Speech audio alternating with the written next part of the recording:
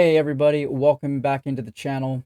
You already know my name is Sam, and thank you again for checking out the Rush podcast. I'm not going to be doing too long of an episode today. I simply want to go over a few things that I have read online and seen on Twitter and whatnot. So I just want to give you guys some information, a small little update. Uh, First things first, Kuznetsov, he signed a 4-year deal in the KHL with the the SKA St. Petersburg. So effectively, he's going to be moving on from the NHL and probably not coming back. I mean, who knows? Yarmer Yager did it, but uh, Kuznetsov has had a great run in the NHL. He's proven that he can win, and yeah, I guess that's it. And I wish him nothing but the best of luck over in the KHL, and hopefully he can finish out his hockey career in another successful note. Next thing on the list is the Kulak trade. There was some rumblings about potentially trading some defensemen out of Edmonton. I mean, we've heard names even on this channel. I've mentioned potentially Darnell Nurse should be an option to go. CC could be an option to go. Even Kulak might be an option to go. I just want to weigh in, and I think that the Oilers would be better served to hold on to Kulak with the experience that he brings. I know the cap situation that the Oilers are in.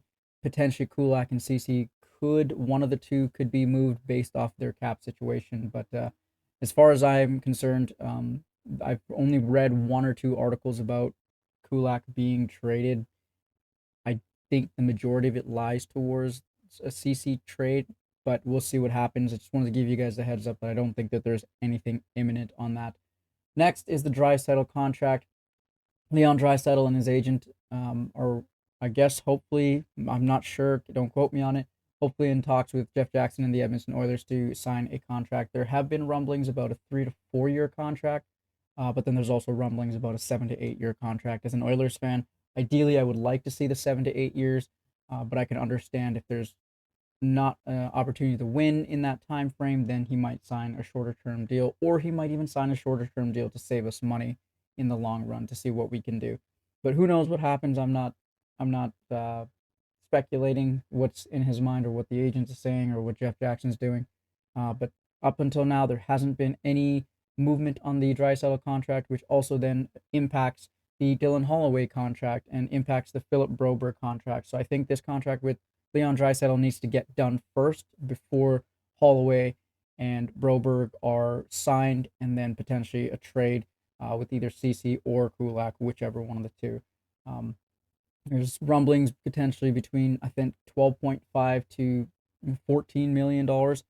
So effectively making Draisaitl potentially the highest paid player in the NHL until Connor McDavid signs his contract. But we'll see what happens in the upcoming months. No, I'm sorry, not months, in the upcoming weeks, because season's going to be happening soon. And then hopefully we get a contract. Last thing I want to say, guys, I really do appreciate all the love and support that you guys have provided me here on the channel, and just me being able to share my opinions and my perspectives. You guys have gotten me up to 75 out of our 100 follower goal, and on top of that, the views that you guys showed last month. I mean, we almost hit 10,000 views in 1 month, in 1 month's worth of work. So I know some people out there will hit 10,000 views in one video, but for me personally, guys, thank you so much for all the support that you guys have given me, and I can't wait to see what this next month of August yields for us. We'll see what happens. Thank you guys again, and I hope to catch you guys on the next episode.